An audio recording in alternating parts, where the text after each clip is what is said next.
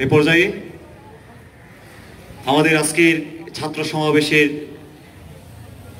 সভাপতি, বাংলাদেশ আদিবাসী ছাত্র সংগ্রাম পরিষদের সংগ্রামী সভাপতি সুলভ চাকমাকে আজকে ছাত্র সমাবেশের সমাপনী বক্তব্য প্রদান করার জন্য আহ্বান করছি এবং আমাদের কৃতজ্ঞতা জানাচ্ছি। এর পরবর্তীতেই আমাদের 4টি গানের দলের গান পরিবেশনা, সেই গান পরিবেশনা উপভোগ করার জন্য সবাইকে বিশেষভাবে আহ্বান করছি। আপনারা জানেন এরপরে গারোদের 2টি নৃত্য হবে, তারপরে আসবে অ্যাপ মাইনরের পরে আসবে রেমিনেন্সেন্স, তারপরে আসবে আপনার ক্রেমলিন, সবার শেষে মাদল।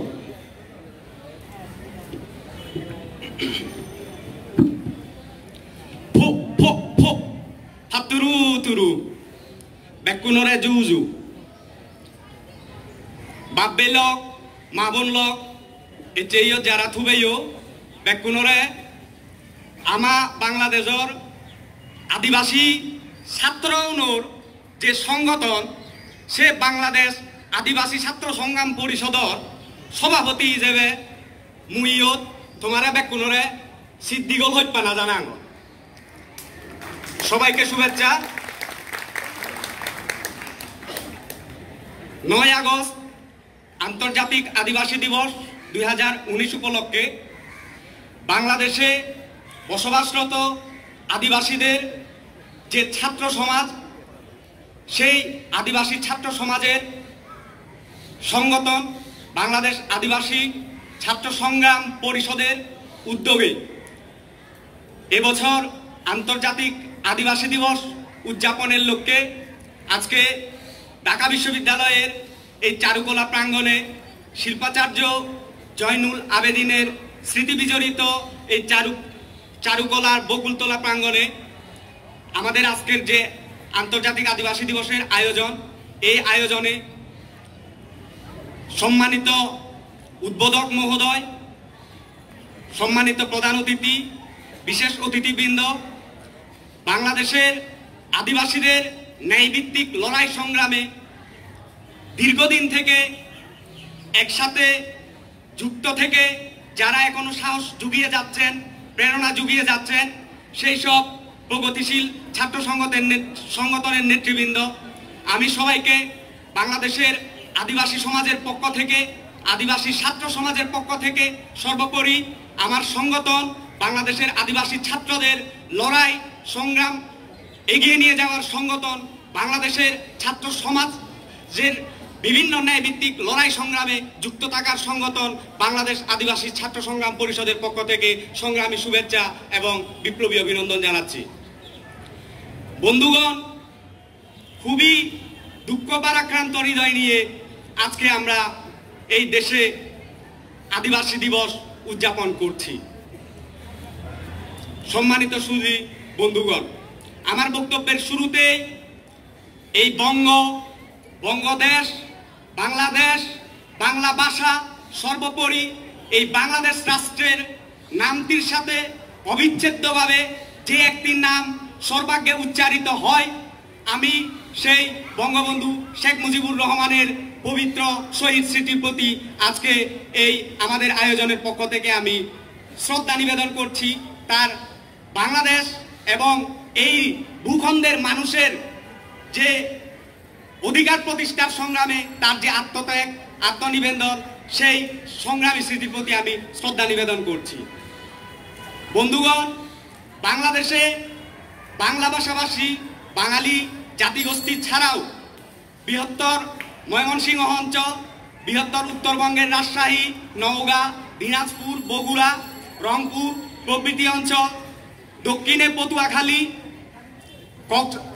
পূর্বর দিকে কক্সবাজার এবং আমাদের যে দক্ষিণ পূর্ব দিকে যে পার্বত্য চট্টগ্রাম 3টি জেলা নিয়ে রাঙ্গামাটি, খাগড়াছড়ি এবং বান্দরবান, এই 3টি জেলার সমন্বয়ে যে পার্বত্য চট্টগ্রাম, এই সমস্ত অঞ্চলগুলোতে বাংলা ভাষাভাষী বাঙালি জাতি ছাড়াও শরণাতীত কাল থেকে এদেশে বিভিন্ন আকারে ছোট হলেও ক্ষুদ্র হলেও নিজস্ব ঐতিহ্য, সামাজিক রীতিনীতি, সংস্কৃতি, ভাষা, ধর্মীয় মূল্যবোধ, প্রথা এবং বিশ্বাস নিয়ে ঐতিহাসিক কাল থেকেই এই ভূখণ্ডে বিভিন্ন ছোট ছোট জাতিসমূহ বসবাস করে আসছে। জাতিসংঘ তার এক বিশেষ কিছু প্রক্রিয়ার মধ্য দিয়ে বাংলাদেশে বসবাসরত এ ধরনের যে ছোট ছোট জাতিগুলো বসবাস করছে, এভাবে পৃথিবীতে জাতি রাষ্ট্রগুলোতে বিভিন্ন ছোট ছোট জাতি বসবাস করছে, তাদেরকে জাতিসংঘ তাদের অধিকার বিকাশের লক্ষ্যে তাদেরকে জাতিসংঘের বিভিন্ন আইন কানুনে বলছে যে এই সমস্ত জাতিগুলো আদিবাসী জাতি হিসেবে পরিচিত হতে পারে।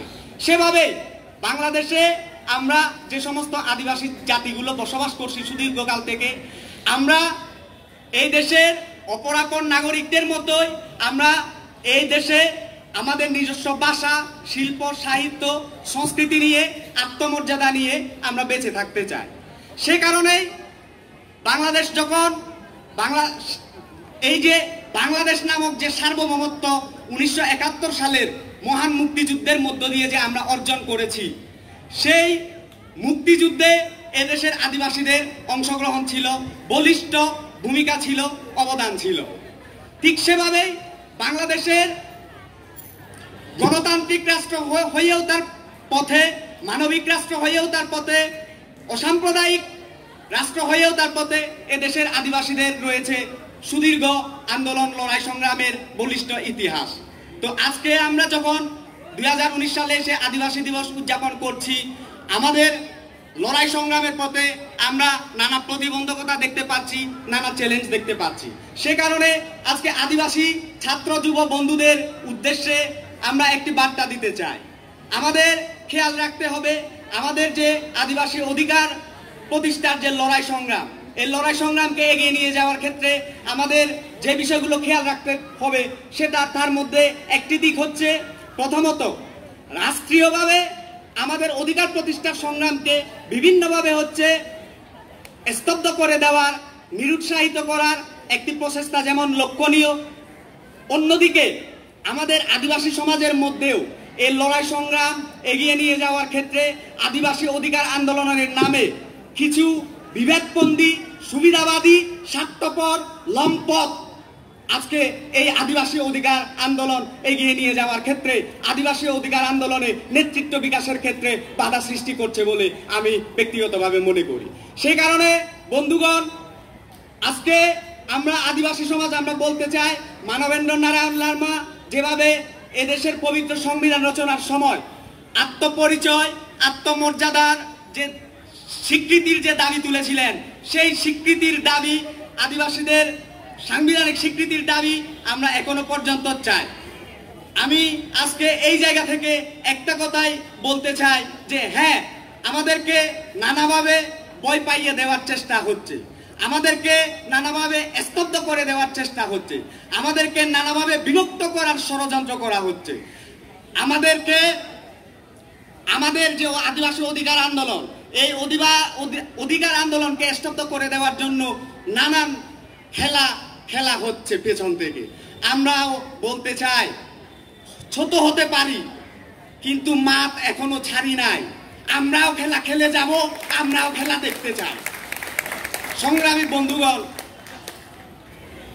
বাংলাদেশের আদিবাসীদের অধিকার আন্দোলনের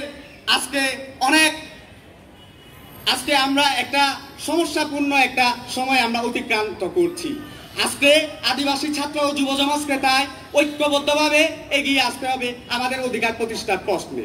কেবলমাত্র আদিবাসী সমাজকে নিয়েই স্বপ্ন দেখলে হবে না।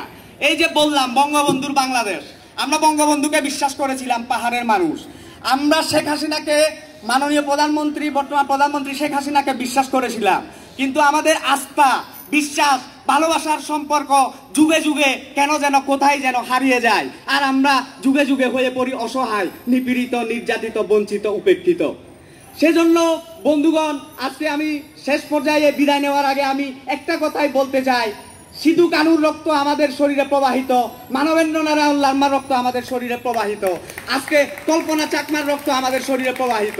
আমরা এই আজকের এই আয়োজন থেকে আমরা জানান দিতে চাই, অস্তিত্বের প্রশ্নে, বাপ দাদা 14 গোষ্ঠীর বিদেমাতি রক্ষার প্রশ্নে জীবন বাঁচানোর প্রশ্নে, সর্বোপরি নিজের ভাষা, শিল্প, সাহিত্য, সংস্কৃতি, আত্মমর্যাদা রক্ষার প্রশ্নে, আত্মপরিচয় রক্ষার প্রশ্নে কোনোদিন কোনো আপোষ চলবে না। আমরা কোনোদিন কখনো আপোষ করব না, মাথা নত করব না। আমাদের সংগ্রাম চলছেই চলবে, আদিবাসীদের সংগ্রাম চলছেই চলবে, জীবন রক্ষার সংগ্রাম চলছেই চলবে, ভূমি রক্ষার সংগ্রাম চলছেই চলবে। বাংলাদেশ চিরজীবী হোক, আদিবাসীদের সংগ্রাম চিরজীবী হোক। ধন্যবাদ সবাইকে। ধন্যবাদ।